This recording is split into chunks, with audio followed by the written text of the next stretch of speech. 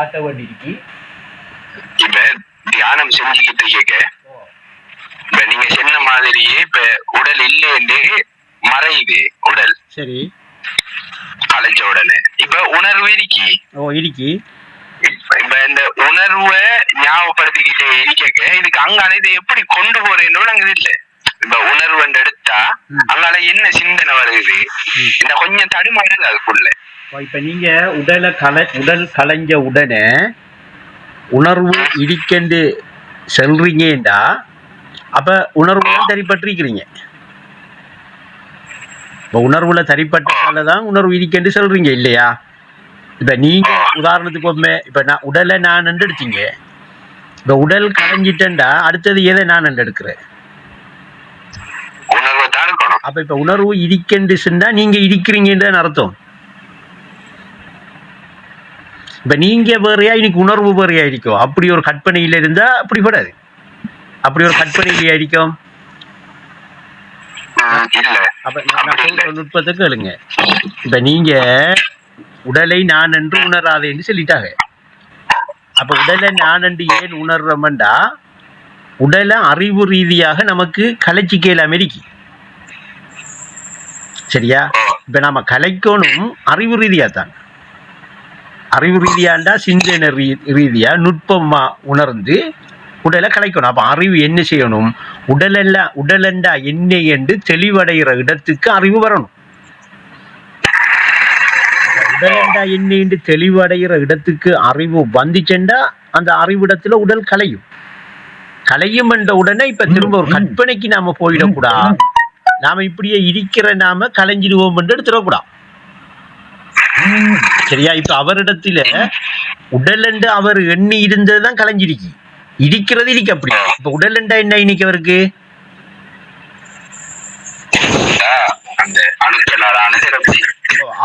அறிவு ரீதியா அவர் உடலண்டா என்ன கண்டிருப்பாரு. அவர் அறிவு உடலை என்ன கண்டிருக்குமா? இன்னைக்கு அணுக்களுடைய திரட்சி என்று கண்டிருக்குமா, மாய்கை என்று கண்டிருக்குமா?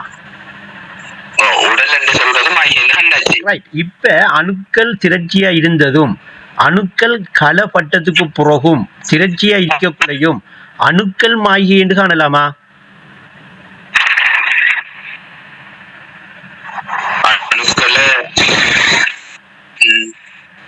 மாய்கை என்று ஏன் காணலா? அணுக்களை எல்லாம் நீங்க 1000 பிரிங்க. சரியா? இல்ல ஒரு கோடியா பிரிங்க. பிரிச்சுக்கிட்டே அப்படியே போனாலும் அந்த அணுவண்டு தெரிஞ்சது இருக்கா இல்லையா? அப்ப இருக்கண்டா அணுக்கள் கலைஞ்சிட்டு அர்த்தமா? இப்ப கலைச்சூட்டம் வெப்பமே கலைச்சூட்ட அணுக்கள் அழிஞ்சு போயிட்டு அர்த்தமா, கலைஞ்சிட்டு அர்த்தமா? கலைஞ்சி இருக்கி. இப்ப திரட்சி அறிக்கைக்குள்ளையும் அணுக்கள் இருக்கி. ஆனா திரட்சி அறிக்கைக்குள்ள எப்படி இருக்கு அணுக்கள்ண்டா ஒரு டெலஸ்கோப்புக்கு தெரிகிற அளவுல வளர்ந்திருக்கி. கலைச்சு விட்ட உடனே சரியா? இப்ப கலைச்சு விடுறதுல 2 விதம் இருக்கு. அந்த தெரிஞ்ச அளவுல இருக்கிறது அப்படியே கலைச்சு விடுறேங்கிறது ஒரு அடிப்படை. இன்னொண்டோ நம்மட டெலஸ்கோப்புக்கும் தெரியாத இடத்துக்கு கலைச்சு கொண்டு போய் பார்க்கறது அறிவு. உதாரணத்துக்கு டெலஸ்கோப்ல கூத கண்ணாடியில தெரிஞ்ச அந்த அணு சரியா எந்த அளவுக்கு நமக்கு தெரிய வேண்டி வருது அந்த அளவுக்கு தானே தெரியும். அதுக்கு பிறகு ஒரு 100 உடைச்சு 1000 உடைச்சதுக்கு பிறகும் சரியா அந்த தெரிய வேண்டி வந்திருந்தது நமக்கு தெரிஞ்ச அந்த அளவுல இருந்து அது நுட்பமாக உடைக்கப்பட்டாலும் இல்லை என்று முடிவுக்கு எடுக்கலாம். இல்லை என்று எடுக்கலாமா? இல்லை என்று எடுக்கலாம். சரிதானே? அப்ப இல்லை என்று எடுக்கலாண்டா அது இருக்கின்றதுன்னு அர்த்தம்.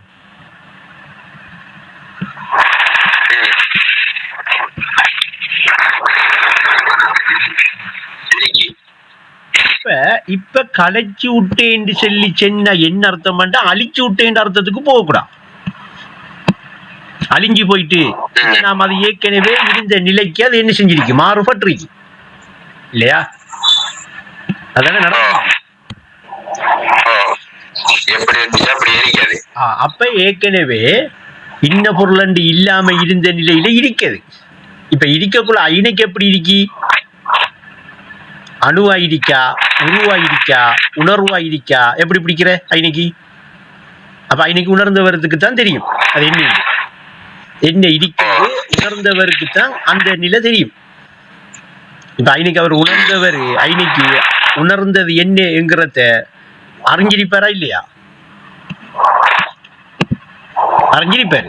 சரியா? இப்ப நாம திரட்சியா இருக்கிறத அந்த அணுக்களுடைய திரட்சி ஆயின உடனே நாம உடல் என்று சொல்லி இதுதான் நான் என்று சொல்லி எடுத்த ஒரு சாமா இருந்துச்சா? அது திரட்சியா இருக்கக்குள்ளையாவது இருந்துச்சா?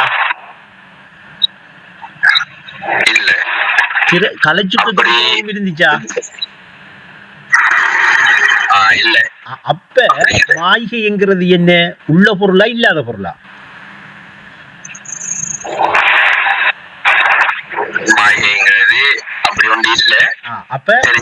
அப்ப இல்லாத நானை இழந்து விடண்டா இப்ப விளங்குதா நுட்பம்?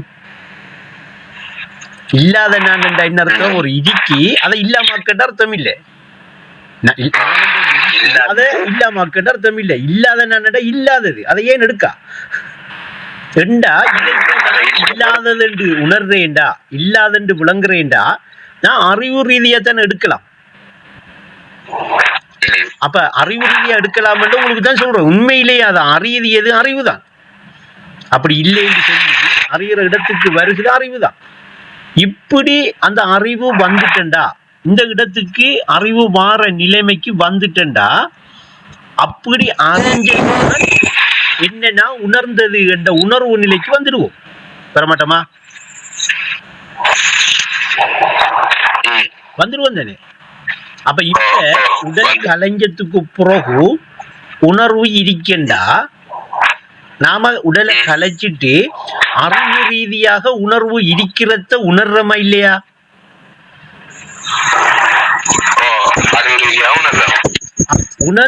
உணர்ந்துட்டோம்டா. அப்படி அந்த உணர்ந்துகிட்டு இருக்கிறத தானே இப்ப நீங்க ஞாபகப்படுத்திட்டு இருக்கிற. இதுக்கங்களை இப்படி கொண்டு போறேன்னு கேக்குறீங்க. இதுக்கங்களை எங்க போறீங்க நீங்க?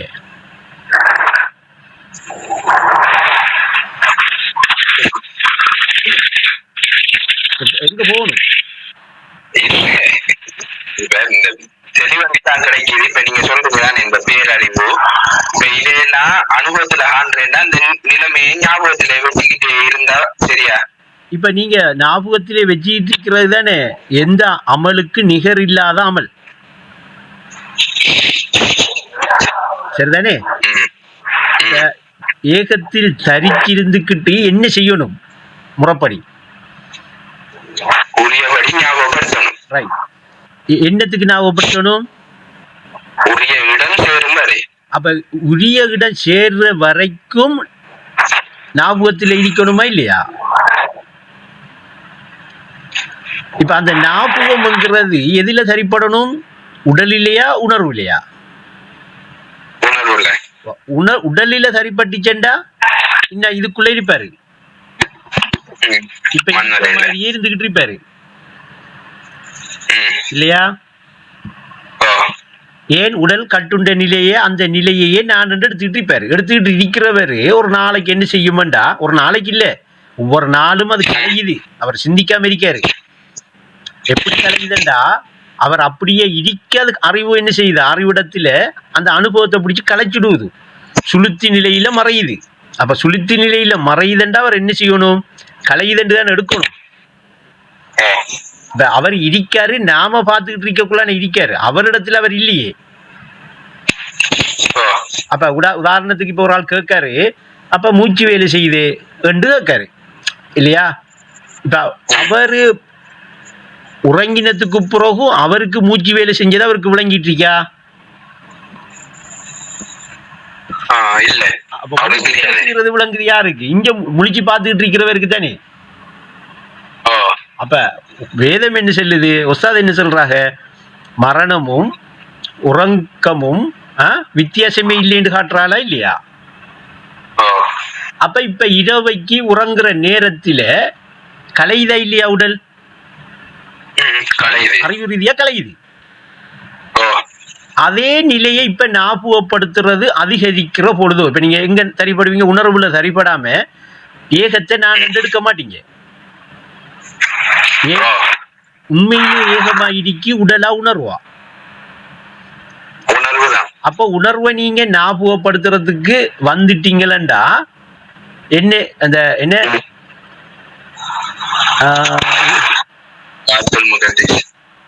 அது இல்ல இந்த இந்த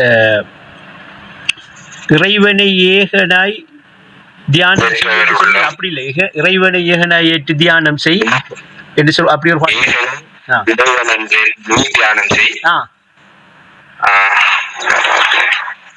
அப்ப ஐனைக்கு இறைவனை அந்த பாட்டு கொஞ்சம் ஞாபகம் வந்து அடுங்க, அந்த பாட்டை கொஞ்சம் யாரும் ஞாபகம் வந்து அடுங்க. அதுல அப்படி அந்த பாட்டை ஃபுல்லா எடுத்தாலும் பரவாயில்ல புத்தகத்துல.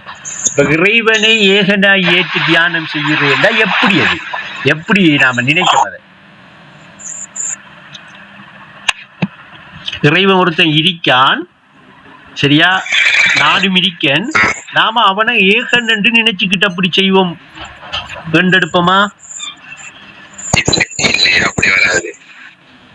ஆரம்பம் அப்படித்தான் எடுப்போம். இறைவன் ஒருத்தன் இருக்கான், அவன் ஏகனா இருக்கான், அவனை நாம என்ன செய்வோம்டா ஏகன் என்று நினைச்சுக்கிட்டு இறைவன் ஏகன் என்று நினைச்சுக்கிட்டு அப்படியே இருப்போம் ரெண்டா. அது அந்த அப்படி தியானம், அந்த தியானம் அமையுமா? அது தியானமாகுமா? அப்ப இறைவனை ஏகனாய் ஏற்றுக்கொள்ளணும் சொல்றாங்க ஒரு பாட்டுல. இறைவனை ஏகனாய் ஏற்றுக்கொள்றேன்டா சரியா, அந்த ஏற்றுக்கொண்ட நிலை இல்லாட்டி ஏற்றுக்கொண்ட கல்பு இல்லாட்டி ஏற்றுக்கொண்டவர் இறைவன் என்ற இடிப்புல இருந்து ஏற்றுக்கொண்டா தானே ஏற்றுக்கொள்ளுதல் பொருந்தும். அப்ப அரசனும் நீயே அடிமையும் நீயேங்கிறத அவர்கிட்ட தெளிவாகணும். அப்ப இறைவன் என்கிற ஏக நிலையில அவர் தரிச்சிருக்கிறது தான் ஏகத்தில் தரிச்சிருக்கிறது சரிதானே. இப்ப ஏகத்துல தரிச்சதுக்கு பிறகு இப்ப உரியபடி ஞாபகப்படுத்தட்டாங்கண்டா ஐனைக்கு அவர் அந்த ஏகத்தை நான் என்று சொல்லி ஞாபகப்படுத்தணும். இப்ப ஏற்கனவே உணர்வு என்று சொல்லி உணர்ற இடத்துக்கு போயிருக்காரு, இந்த நானுங்கிற எண்ணத்தை எடுத்துக்கிட்டு தானே. இப்ப நானுங்கிற உணர்வை எடுக்காம நான் என்று உணர்வு எடுத்திருக்காரு, எடுத்துக்கிட்டு இப்ப உணர்வு கிட்ட போயிட்டாரு. போனோடனே இப்ப இப்ப விக்கிற விடுறையா விக்கிற இப்ப எடுக்கிறையா? இப்ப விக்கிருக்கே வாராரு. ஏகத்தில் தெரிந்து உரியபடி ஞாபகப்படுத்துறது தான் சரியா விக்கிர். இவருக்கு நேரத்தை ஒதுக்கி செய்கிற ஆரம்ப கட்டத்திலே உள்ள ஒரு ஆள் இவர். இவர தியான நிலை சரியாகல. இன்னும் தியான நிலை சரியாயினா என்ன சொல்லும், காட்சி நிலை தோணுமாம். அப்படி என்றா என்ன செய்யணும், காட்சி நிலையை காண்ற இடத்துக்கு போகும் வரைக்கும் அவர் எண்ணத்தோட இருக்கணும், என்ன செய்யணும்,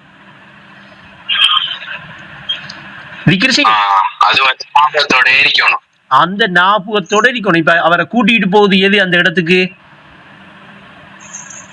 அந்த ஞாபகம் தான் கூட்டிகிட்டு போகுது. இப்ப உங்களுக்காகத்தான் நான் கூட்டிக்கிட்டு போகுதுன்னு சொல்றேன். ஏன் அங்களை எப்படி கொண்டு விட்டு போறேன் என்று கேட்குறீங்களே.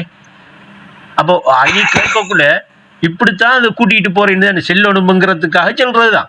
ஒஸ்தாதும் அதை சொல்றாங்க. எப்படி ஏகத்தில் தரித்திருந்து உரியபடி ஞாபகம் செய், உரிய இடம் சேரும் வரைக்கும் அங்காக. அப்ப ஞாபகமும் அந்த உரிய இடத்துக்கு சேரும் வரைக்கும் என்ன செய்யணும், ஞாபகத்திலே இருக்கணும், செஞ்சுக்கிட்டு இருக்கிறல்ல அங்க. அப்ப இன்னைக்கு ஞாபகப்படுத்தல் வராது, ஞாபகம் தான் பெறும். அப்ப ஒஸ்தாது திக்கிர் என்பது எதற்காக என்ற உடனே ஞாபகப்படுத்தல் எதற்காக என்று கருத்தெடுக்க கூடாது. ஒஸ்தாது இன்னைக்கு பாட்டில் ஒஸ்தாதுக்காக என்ன, ஞாபகம் எதற்காக என்று கேட்காங்க. ஞாபகப்படுத்தல் ஐனைக்கும் இரண்டு இருக்கா இல்லையா? அப்ப சிறுக்காலிக்கு இருக்கா இன்னைக்கு ஞாபகப்படுத்தலண்டா இவர் இருக்காரு, இருந்துகிட்டோன்னு ஞாபகப்படுத்துறாருன்னு அர்த்தம் வரும். அப்ப இவர் இப்ப ஏன் ஒன்றுல இருந்துகிட்டோன்ற ஞாபகப்படுத்துறாருண்டா இவ்வளவு காலமோ நான் என்று சொல்லி உடல்ல இருந்துட்டாரு. அப்ப கலீல் ஹாஜியார் பேசுற அந்த பேச்சிலையும் கொஞ்சம் கிரேஜ் பாருங்க. அது எப்படி கலீல் ஹாஜியார் சொல்றாரு, அவர் அனுபவத்தில் ஏற்பட்டதை மிச்சம் கடினமா இருந்துட்டாரு, காரசாரமா இருந்துட்டாரு. இப்ப டக்குன்னு விடுபடலாம். அப்ப அதுக்கு என்ன செய்யணும்டா ஒரு கடும் முயற்சி ஒன்று எடுக்கணும். அப்ப ஏழாம் வானத்தை கடக்கிறேன்டா மிக்க வெளத்தினுடைய அன்று கடக்க முடியாது கண்டா. அப்ப ஈனைக்கு ஞாபகப்படுத்தல்ல இருக்கிறது. உங்களுக்கு உறவாட்டத்தோட தொடர்ந்து விஷயங்களை கேட்டுக்கிட்டு வர பிள்ளைகள் இடத்துக்காக தான் இன்னும் இந்த நுட்பத்தை தாரேன். ஞாபகப்படுத்தலன்ற அர்த்தம் நீங்க அப்படியே இருந்துகிட்டு ஏதோ ஒன்று ஞாபகப்படுத்துறீங்கன்னு அர்த்தம். ஞாபகப்படுத்துறோம்னு அர்த்தம். ஞாபகம்ங்கிற இடத்துக்கு வந்துட்டீங்களா,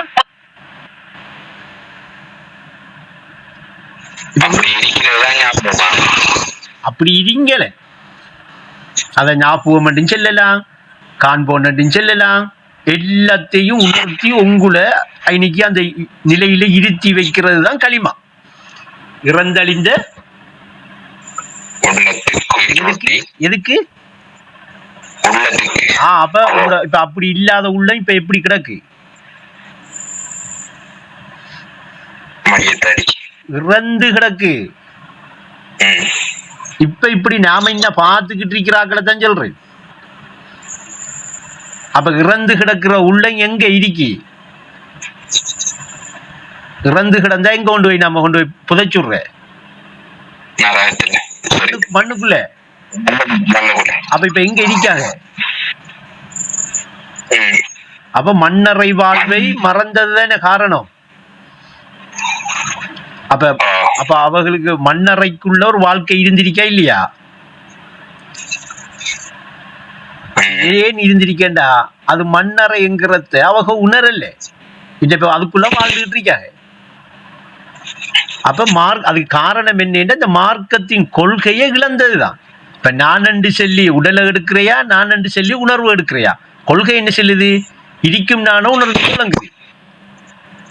அதுதான் தௌஹீதுங்குது. அல்லாஹ்வை தவிர சிருஷ்டி இல்லைங்கிறத உணர்றேன்டா, சரியா, நான் வேற எனக்கு அல்லாஹ் வேற ரப்பு வேற என்கிறதுதான் இணை ஏற்படுத்தலுடைய அடிப்படை. அப்ப அந்த அடிப்படை எங்க ஆரம்பிக்குது, உள்ளத்தின் சிறுக்கு, உள்ளத்தில ஆரம்பிக்குது. அப்ப அந்த இப்ப எங்க சீர்படுத்தணும் அத, அப்ப இடிக்கும் நான உணர்ந்து கொள்றால, இடிக்கும் நான உணர்ந்து கொள்றதால, சரியா, இப்ப இடிக்கும் நான உணர்ந்து கொள்ளுன்னு சொல்ற இந்த வசனத்துக்குள்ள இன்னொரு நுட்பம் இருக்கு. என்ன, நான உணர்ந்து கொள்ளு சென்ன சகி, நான் உணர்ந்து கொள்ளலாம், நான் உடலா இருந்தா உணர்ந்து கொள்ளலாமா? அப்ப இருக்கும் உடலை உணர்ந்து கொள்ளண்டுவா செல்லிருக்கணும். அப்ப உணர்வேண்டா உணர்வு வேணும். அப்ப நான் என்னையா இருக்கின்றதுல ஒரு அர்த்தம் வருகுதுண்டா உணர்வா இருக்காது, அதை உணரு. உணர்றதால எங்க அந்த உணர்தல் நடக்க போகுதோ, எங்க அதை செய்ய வேண்டியிருக்கு, உள்ளத்தில. சரியா, அப்ப அப்படி அந்த நான உணர்றதுதான் என்ன ஆரம்பம், திக்ர்.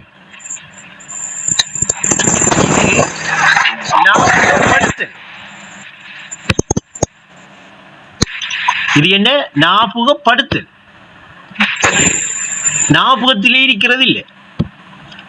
இப்படி இருக்கிறவரு அந்த நானண்டு இருக்கிற அந்த ஏக உணர்வோ பிடிச்சிட்டாரண்டா, அப்படி பிடிக்கிறேன்டா ஏக வருமண்டா, இது அது சொல்ல இல்லை. இப்ப அவர்கிட்ட என்ன செஞ்சிருக்கோம், கருத்து பிடிபட்டிருக்கும், சொல்லிருக்காது. சொல்ல விட்டு விட்டு கருத்திலே என்ன செஞ்சிருப்பாரு, இப்ப கல்பு கருத்தை உணர்ந்திருக்கும். அப்ப இவர் இப்ப கருத்தை உணர்ந்திருக்காருண்டா தான் இப்ப உணர்வுல சரிபடுறாருன்ற அர்த்தம். இப்ப உணர்வுல சரிபடுத்தக்குள்ள ஞாபகப்படுத்தல் இல்லை, ஞாபகம் தான். அந்த ஞாபகத்துல என்ன நடந்துகிட்டு இருக்கும்டா, அப்தாவும் அவரே இருந்து உறவாடிட்டு இருக்கிற அந்த உறவாட்டம் எல்லாம் தெளிவடைஞ்சுக்கிட்டு இருக்கும். அது உறவாட்டம் நடந்துகிட்டே இருக்கு. அதுதான் உடனிருக்கும் இறைவனுடன் உறவாடுற நிலை, இன்சானுடைய நிலை. அதுதான் அந்த உறவாட்டத்தில் அவன் இருக்கிறதாலதான் அவன் பிரதிநிதியா இருக்கான். ஏன் பிரதிநிதியா இருக்க காரணம் தெரியுமா, ஒரிஜினலாவும் தான் இருக்கான். அப்ப இதெல்லாம் என்ன செய்யப்படுமா, அந்த ஞாபகத்துல இருக்கிற கல்புல வெளியாயிட்டு இருக்கும். எல்லாம் வெளியாகிற எப்படி அறிவு, அவன் அறிஞ்சிட்டு இருப்பார் என்று எடுக்கிறையா, கற்றுக்கொண்டு இருப்பார் என்று எடுக்கிறையா, உணர்ந்துட்டு இருப்பார் என்று எடுக்கிறையா? அப்போ உள்ளம் என்பது இப்ப விளங்குதா? அப்படி உள்ளம் என்கிற அந்த ஒளிய பெற்றுக்கொண்டவரு உணர்ந்து கொண்டிருக்கிற வாழ்க்கையும் நீங்க வாழ்ற மாதிரி தான் இருக்கும் பார்க்கறதுக்கு. கற்பனைக்கு போயிட வேணாம். இப்ப இங்க என்ன நடக்குதுண்டா, அறிவு ரீதியான மாற்றம் ஒன்று ஏற்படுது. அவரே நிலையா இருக்கிற அறிவை என்னிட அறிகிறாரு. உணர்ந்தறி நீ உயர்ந்திடுவாய், மறைந்த பல தெரிந்திடுவாய், மவுகரன அறிஞ்சிடுவாய். மவுகர அப்ப ஈனைக்கு இப்ப உடலை கலைச்சிட்டீங்க, உடல் கலையுது. இப்ப உடல் கலையுதுன்னா தியானத்தின் போதும் அறிவு ரீதியா உங்களோட அறிவு என்ன செய்யும், இயல்பாகவே ஆழ்ந்த உறக்க நிலையை ஞாபகப்படுத்துற கட்டத்துக்கு வந்துட்டா இயல்பாகவே என்ன செய்யும், கலையும். கலையும் என்ன அர்த்தம், நான் ஒரு சரம் ஃபுல்லா கலைச்சுடுங்க என்று சென்ன மாதிரி கலையாது, அது அப்படியே தான் இருக்கும். அறிவு ரீதியா கலையும். கலைஞ்சா எந்த கட்டத்துக்கு போவீங்க, ஆழ்ந்த உறக்க நிலை இருக்க அந்த நிலையில நீங்க இருக்கிறதாக காண்ற கட்டத்துக்கு போவீங்க. அந்த இடத்துல கொண்டு போனா இப்ப ஞாபகப்படுத்தல் இல்லை, நுட்பமா கிடையாது. நீங்க அதை ஞாபகப்படுத்தி இருக்கிறது, ஞாபகத்திலே இருக்கிறது. ஞாபகத்திலே இருக்கிறது தான் விளங்குறதுக்காக தான் சொல்றேன். அதுதான் உங்களோட இடிப்பு நிலை, அதுதான் காண்போனுங்கிற நிலை. இனி நீங்க எல்லாத்தையும் கண்டுகொள்வீங்கடா என்ன அர்த்தம், இன்னைக்கு உங்களோட ஞாபகம் எல்லாத்தையும் உங்களுக்கு காட்டி தரும். எப்படி காட்டி தரும், உங்களோட நினைவில் இருக்கிற ஒன்றை உங்களுக்கு காட்டி தரது எது, அதே மாதிரி ஏக வியாபகமா நீங்க இருக்கிறீங்கிறத காட்டி தராதா. அந்த நிலை வரைக்கும் அந்த ஞாபகம் உங்களை என்ன செய்யும், சித்திரத்துல் முந்தகா வரைக்கும் கூட்டிகிட்டு போகும். இப்ப அவருக்கு மீராஜ் என்றா என்னன்னு தெரியும், பயணத்தை தெரிஞ்சிருப்பாரா இல்லையா, பயணம் போயிருக்காரா இல்லையா. அப்ப அது என்னண்டா, அந்த இது மின்னல் வேகம். இப்ப அவரு ஒரு தரம் போனா ஒவ்வொரு முறையும் போய் படிக்கிற இல்ல, அவர் நினைச்சோன்னா அந்த இடிப்புல இருப்பாரா.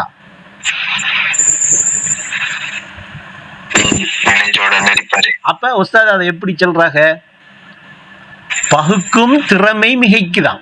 இப்ப தியானத்துல இடிந்தாரண்டா தொடரா, நான் அதான் சொல்றேன். இப்ப வியாழக்கிழமையில மட்டும் தியானிச்சு போட்டு மற்ற நாள்ல நீங்க உங்களை வளமையான சூழல்ல இருந்தீங்களா நீங்க எந்த முயற்சியும் எடுக்காங்க. நீங்க வளமையா இருக்கிற மாதிரியே இருங்க. அநியாயமா நேரத்தை வீணாக்க வேணாம் உறவாட்டத்துக்கு. ஏன்னா ஏற்கனவே காலம் போயிட்டு இன்னும் காலத்தை சும்மா அநியாக்க வேணாம். ஒரு கட்சி பற்றில போக வேணாம். அனசாபி சொல்றாரு தானே, ஒஸ்தாது சொல்லிட்டா தானே, கொள்கையை நாம பிடிக்கத்தானே வேணும் என்றெல்லாம் பிடிக்கிறல்ல.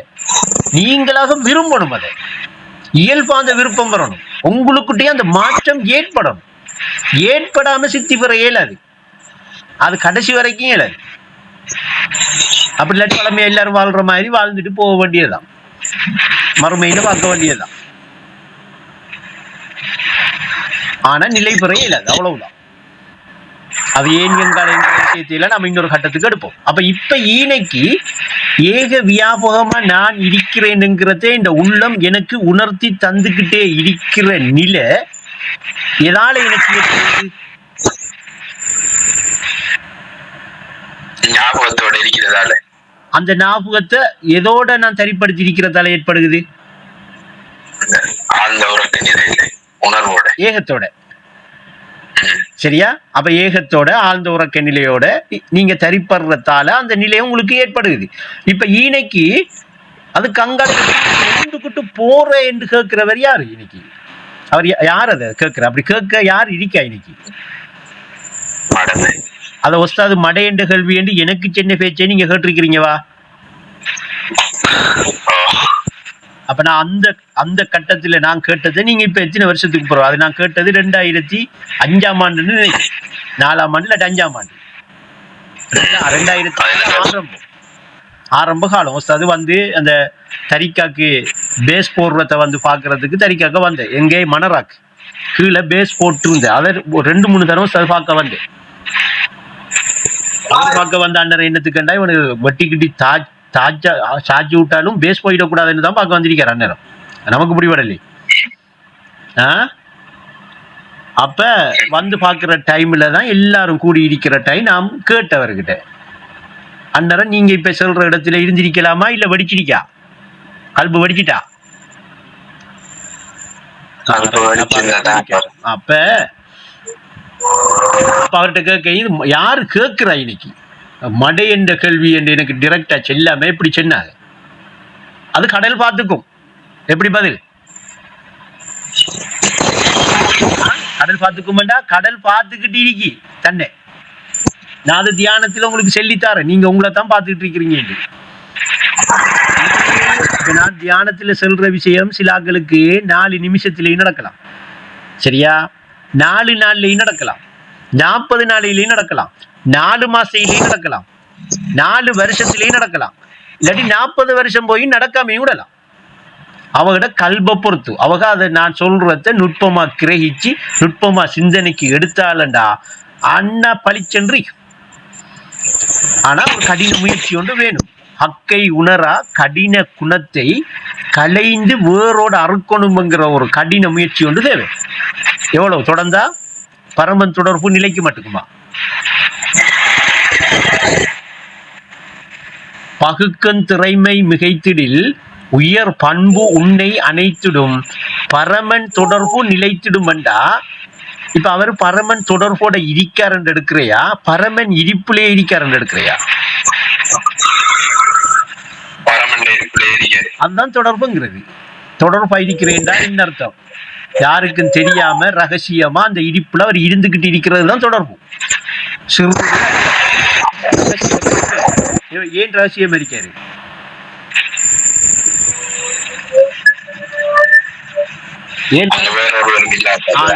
நான் நானாக இருப்பதை லிக்காகண்டா ரகசியமா தானே இருக்கணும். அப்ப ஏக வியாபகமா இருக்கிற நிலையில தரிப்படுறதுதான் நீங்க உணர்வுல போய் உங்களோட ஞாபகம் தரிப்படுற இடம். இப்ப நான் உணர்வுல இந்த ஞாபகம் தரிப்படுகின்ற உடனே ஒரு விஷயத்தை நீங்க லேசா எடுப்பீங்க. இப்ப எதையண்டா உங்களுக்கிட்ட ஒரு நான் என்று சொல்லிக்கிட்டு இப்ப ஒரு பாஷையில இருக்கே, மனம் சொல்லிக்கிட்டு இருக்கே உள்ளத்துல. இப்ப தமிழ் பாஷையில இல்லாட்டி இங்கிலீஷ் பாஷையில ஏதோ ஒரு பாஷையில நான் என்று இருக்கே, அதுக்கு கிட்ட போன உடனே அதை ஞாபகத்துல இருக்கணும் தானே எடுக்கிறீங்க, அப்படித்தானே எடுப்பீங்க. அது உங்களுக்கு உங்களோட உணர்வு என்கிறத பிடிச்சு தாரத்துக்காக உங்களுக்கிட்ட இருக்குது. அதை நீங்க என்ன செய்யணும்னா நெறிப்படுத்தணும். முதல் அதை உங்களோட ஞாபகத்துல அதை நெறிப்படுத்தணும், அலைய விடக்கூடாது. அது எண்ணம். அது அப்ப இதய எண்ணம் திண்மை பெறுறேங்கிறது என்னண்டா அதை நெறிப்படுத்தினீங்களா. அதை நெறிப்படுத்துறேன் ஒஸ்தாது சொல்றாங்க, உள்ளம் என்பது வெள்ளாடு, அதை உறுதியாக தீனிடு சாப்பாடு கொடு. என்ன சாப்பாடு? திக்கிறண்டா ஞாபகப்படுத்தலண்டா. இன்னைக்கு மொழிபெயர்க்கலாமா? ஞாபகப்படுத்தண்டு மொழிபெயர்க்கலாமா? அப்ப ஞாபகத்தை கொடு நீ. அப்ப அது அப்படி அந்த ஞாபகத்தை கொடுக்கிற இடம் தான் தன்னை தான் ஞாபகப்படுத்துறேங்கிற தியானம். இன்னைக்கு திக்ர் என்கிறதுக்கு ஞாபகப்படுத்தலன்னு ஒரு வசனத்தை தந்துட்டு தியானம் ஒரு வசனத்தை தந்திருக்காங்க. இன்னொரு இடத்தை தனிமையில் அமைவது தவம் என்று சொல்லி ஒரு வசனம் தந்திருக்காங்க. மூணு கட்டம். இப்ப நீங்க உணர்வை பிடிச்சி ஞாபகத்துல இருக்கிறீங்களா திக்ர் இல்ல, அதுக்கு சொல்றது தியானம். ஞாபகப்படுத்தல் தான். அந்த ஞாபகப்படுத்தல் இப்ப ஞாபகமா இருக்கேன்டா ஒரு படி முன்னாடி. இனி அதை கலையாம பார்த்துக்கணும், எந்நேரமும் கவனிச்சுக்கிட்டே இருக்கிற மாதிரி பயிற்சி கொடுக்கணும். அது அன்றாட செயல்களோடு கொடுக்கறதுக்கு அது ஆகவும் சிறப்பு. அது எல்லாருக்கும் வாய்க்குமா இல்லையான்னு நான் சொல்லல, அவங்களோட கல்பை பொறுத்து. அந்த நுட்பத்தை சரியா அவங்களோட கல்பு பிடிச்சிட்டா மரம் பரமன் தொடர்பு நிலைச்சிட்டா மர நீங்க இல்ல, அவனை அன்றி நீ இல்லை. உன்னுடன் இதுக்கு என்ன அர்த்தம் சொல்ல போறீங்க? உன்னுடன் என்று சொன்னா இப்ப ஹக்கான நான் உன்னுடன் இப்படி இருக்கிறேன். இப்ப நீங்க என்ன திக்ர் செய்ய போறீங்க? இப்ப என்ன தியானம் செய்ய போறீங்க? அப்ப உறுதி நிறைவு பெற உரிய அமலை செய்யணுமா? உறுதி என்கிறது நிறைவு பெறுகுதுண்டா என்ன அர்த்தம்? அப்ப இனி உறுதியாக தேவையில்லை, இனி உறுதியடைய முயற்சி செய்ய தேவையில்லைன்னு அர்த்தம் இல்லையா? அப்ப உறுதி நிறைவு பெற உரிய அமலில் செய்து.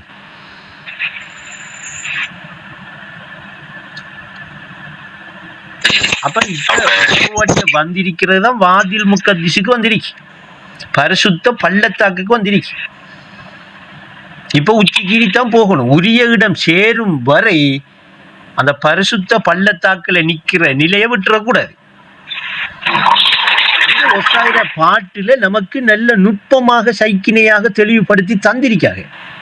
அறிவு ரீதியா இதை நாம என்ன செய்யலாம், தெளிவு கண்டுகிட்டு போகலாம். அதுக்கு நேரம் எடுக்கணும், முதல் அதுக்கண்டு செலவழிக்கணும் தண்ணி. இப்ப நாம 24 மணித்தியாலத்துல 6 மணித்தியாலம் 7 மணித்தியாலம் 8 மணித்தியாலம் தூங்குறோம். மொத்தம் அவ்வளவு நேரத்தையும் இந்த உடலுக்காகத்தானே செலவழிக்கும். உடலை நிழலை போன்ற உடலை நிஜமென நம்பித்தானே வாழ்றோம். அது நமக்கு முன்னுக்கே கலையுது, தூக்கி கொண்டு போய் வைக்கும் இல்லையா?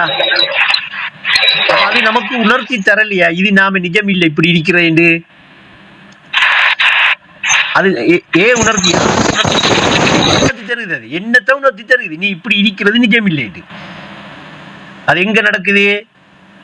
உலகம் நீண்டதோர் கனவண்டா. சரி, அங்க வானா இப்ப நாம பிடிக்க மாட்டோம்.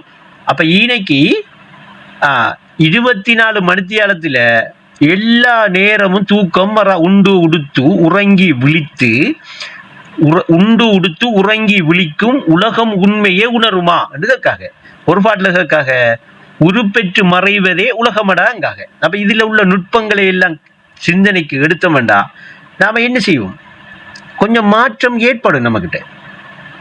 அதுக்கு தொடராக ஒரு குறிப்பிட்ட நேரமும் தியானத்துல இருக்கணும். அதுக்கும் விசேஷமா ஒரு 3:30 மணி 4 மணி மட்டும் எல்லாம் இருந்தா இன்னும் சிறப்பா இருக்கும். இது நான் ஆரம்பிக்கிற பிள்ளைகளுக்கு தான் சொல்றேன். இப்ப இந்த உணர்வு நிலைக்கிற இடத்துல கூட நம்மளோட ஞாபகம் இன்னும் வரலேண்டா நம்ம ஆரம்ப பிள்ளைகள் தான். நாம இப்படி ஒரு பயிற்சியை செய்யத்தான் வேணும். அப்ப ஒரு குறிப்பிட்ட காலப்பகுதியிலிருந்து ஆரம்பிச்சா தான் போகலாம். சரியா 60-70 வயசு ஆகுக்குள்ள நான் பிடிச்சிக்குவோம்னு நினைச்சா பிடிக்கல. ஏன்னு சொல்லுங்க.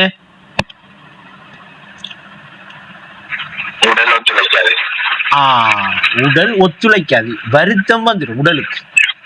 உடலில வருத்தம் இருந்துகிட்டே இருக்கும். அப்ப ஈமானின் பாதி சுத்தமா இருக்கிறது என்று சொல்லி 50% காட்டின உடல் நல்ல ஆரோக்கியமா இருக்கக்குள்ளேயே என்ன செஞ்சிடணும், எதை செய்யணும், ஹஜ்ஜை செஞ்சிடணும், லிகாவுக்கு போயிடணும், அல்லாஹ்வுடைய கிப்லாவுக்கு போயிடணும். அதுக்கு முதலே என்ன செய்யணும், ஏகத்துல தரித்திருக்கிற மாதிரி எதுல தரிக்கிற, அரபா மைதானத்துல தரிக்கிற. அப்ப சக்தி உள்ள பொழுதே உடல் ஆரோக்கியமா இருக்கக்குள்ளேயே பிடிச்சிடணும். அது பைய என்ன செய்யும், பிடிக்கும். ஆனா ஒரு கடினமான ஒரு முயற்சி என்னண்டா, நம் விடக்கூடாது என்ற உறுதி ஒன்று ஏற்படணும் உள்ளத்துல. விடக்கூடாது என்ற உறுதி ஏற்படணும். தொடர அதோட சம்பந்தப்பட்டுக்கிட்டு அதை பேசிக்கிட்டு அதோடையே போகணும். நாங்க இப்ப 20, 25, 30 வருஷத்துக்கு மேல அந்த உறவாட்டமும் அந்த பேச்சும் அதுக்குள்ளே இருந்திருக்கும். 24 மணி நேரம் இருக்கல, குறிப்பிட்ட டைமுக்குள்ளே எல்லாத்தையும் விட்டுப்பட அதுக்குள்ள வந்துடுவோம். இப்போ வாழ்க்கை அனுபவத்தை எடுத்து அவங்களும் அப்படித்தான்.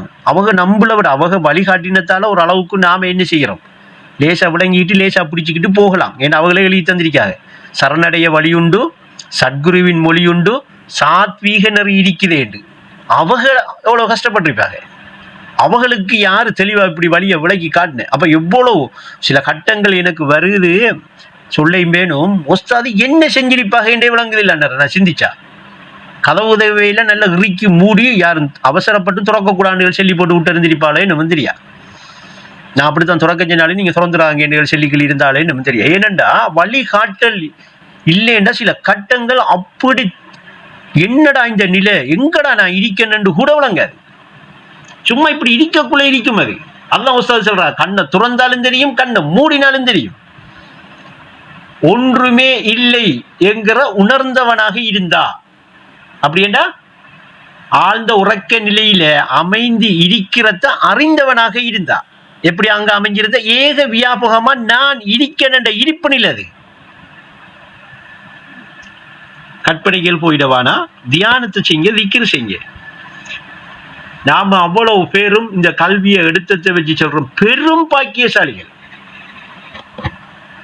ஆனா இதை உதாசீனம் செஞ்சு இது எடுக்க வேண்டிய முறைக்கு எடுத்து அணுக வேண்டிய முறைக்கு அணுகாம இருக்க மாட்டா நம்மளை போல கை சதப்பட வேண்டிய ஆட்கள் இல்லவே இல்லை. கை செய்தம் கணக்கில்லா கை செய்தோம். கணக்கு இல்லைன்னா கணக்கு எடுக்க இல்லாது அந்த அளவுக்கு கை செய்தோம். ஏண்டா இந்த ஜமான்ல நமக்கு கிடைச்சிட்டு நிலைக்கிற இடிப்பு நிலை அமைஞ்சிட்டு வழிகாட்டல் அமையுது. இவ்வளவு கிடைச்சும் நாம தவற விட்டா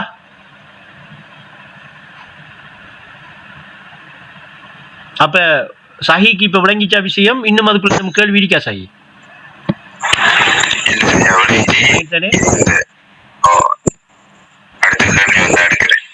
எடுங்க, அதுல வந்தா எடுங்க. அதெல்லாம் தெளிவா என்னண்டா தியானம் செய்யக்குள்ள ஏற்படுற சில விஷயங்களை அறிஞரிடம் கேட்டறி என்று செஞ்ச விஷயம் அதான்.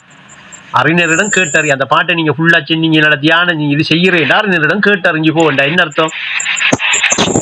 தடுமாற தேவையில்லை.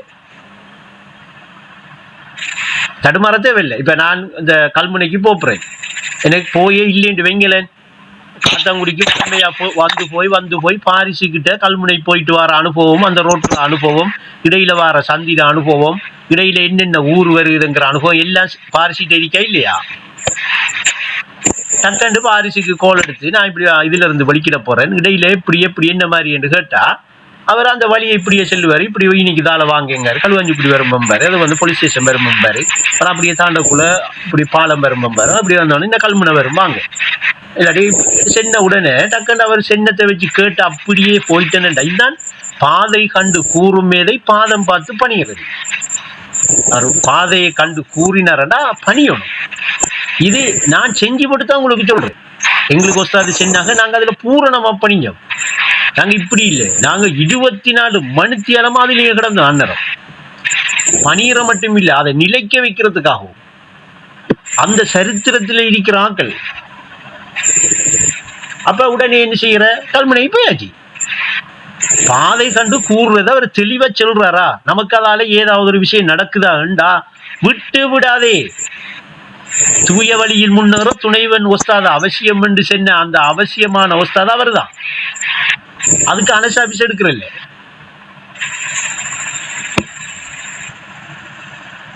அப்ப ஒரு தெளிவான விஷயத்தை தெளிவா சிந்தனை செஞ்சு தெளிவா போகணும். சருகள் ஏற்படாது. அப்படித்தான் சருகள் ஏற்பட்டா அதை விட தாண்டி நாம போறோம்னு தான் அர்த்தம். அது திரும்ப முயற்சி எடுக்கணும். சரியின உடனே ரைட் நமக்கு சரிப்பட்டு வராது ரெண்டா அங்க கடின குணம் என்ன செஞ்சுட்டு வந்துட்டு கலைந்து வேரோட அறுக்கிற வேலை நாம பார்க்கல.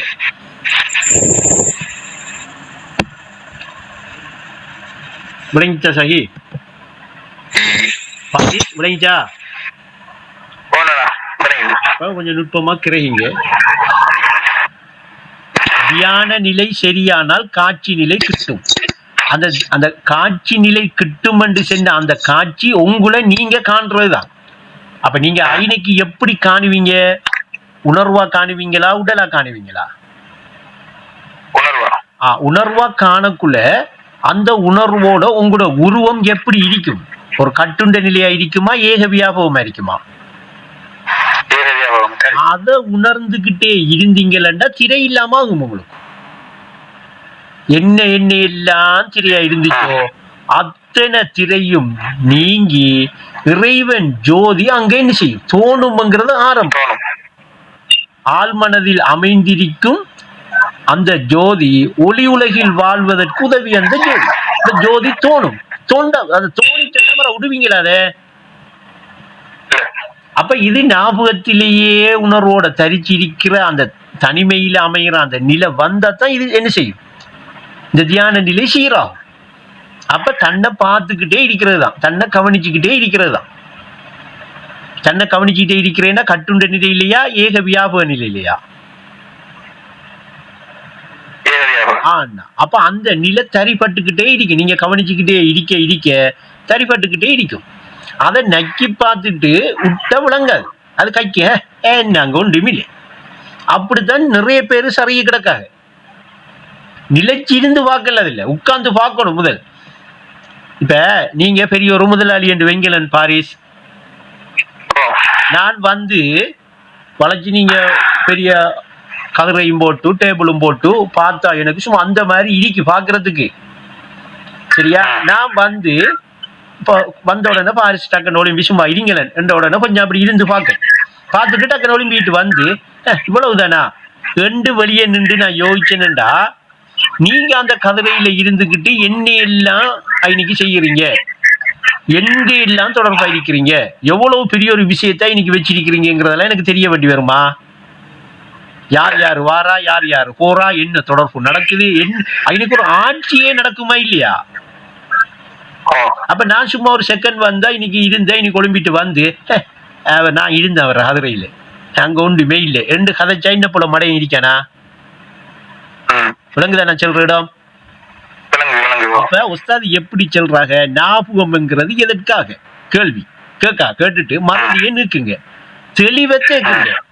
உணர்வாக நான் இருக்கிறேன்ங்கிற நிலைதான் தெளிவுங்கிறது. தெளிவண்டா என்ன அர்த்தம்? இன்னைக்கு இரண்டட்டு இருக்கணும். உணர்வு தான் நான் இருக்கிறல்ல, நான் தான் உணர்வு இருக்கிறல்ல, அந்த அளவுக்கு இரண்டற்ற நிலை வரணும் இன்னைக்கு. அப்ப அதுதான் தெளிவுங்கிறது. அப்ப அந்த தெளிவை தேக்கணும், அந்த தெளிவு ஏற்படும் உங்களோட கல்வில. ஏன் உள்ளம் அந்த தெளிவுலாம் இருக்கு. இந்த மடையற வாழ்வ குப்பை மேடெல்லாம் மேல கிடக்கிறதாலதான் மறந்து போயிருக்கிறது. அப்ப அவ்வளவுத்தையும் துப்புராக்கிட்டு போட்டு அந்த ஞாபகத்தோட அந்த தெளிவை தேக்கி உரிய இடத்தில் உன்னை அமர்த்தியண்டா உங்களுக்குரிய இடத்தை கொண்டு போய் அது உட்கார வைக்குமங்க. எது? மறதியை நீக்கி தெளிவை தேக்கினா அந்த தெளிவு உரிய இடத்துல உங்களை அமர்த்துமாமண்டா, அமர்த்தி வைக்குமா. சாந்தியின் நிலை பெற இனி தலைவாசல், சாந்தியின் தலைவாசல் அல்ல.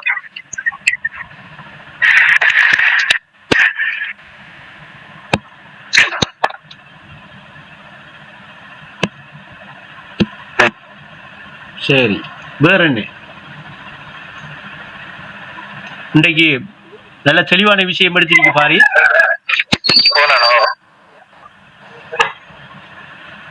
ஒவ்வொரு நாளும் சின்ன சின்ன நுட்பங்கள் உங்களோட கல்புல புரிபடுதுவா? கல்பு சின்ன சின்ன நுட்பங்களை தெளிவு காணுதா? அப்ப பயணிக்கிறீங்கன்னு அர்த்தம். அப்ப அந்த அந்த நிலையோட தொடர்பாவே இருக்கிறேன்டா, அந்த சச்சன உறவோட தொடர்பாவே இருக்கணும், அந்த உண்மையை கேட்டுக்கிட்டே இருக்கணும். சத்திய உண்மையை கேட்டறியன்ற உடனே வருஷத்துக்கு ஒருக்கா மாசத்துக்கு ஒருக்கா கேட்டறியன்றல் இருக்காளாங்க.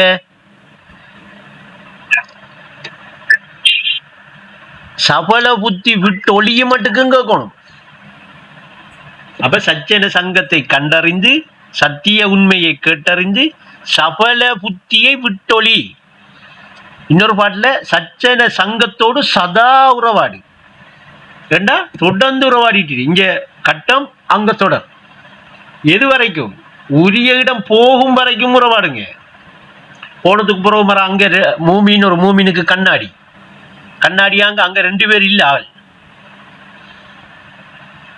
கண்ணாடி தான் இருக்கு.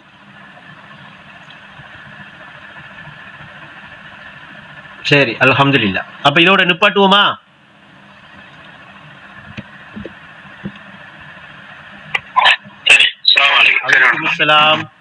அஸ்ஸலாமு அலைக்கும்.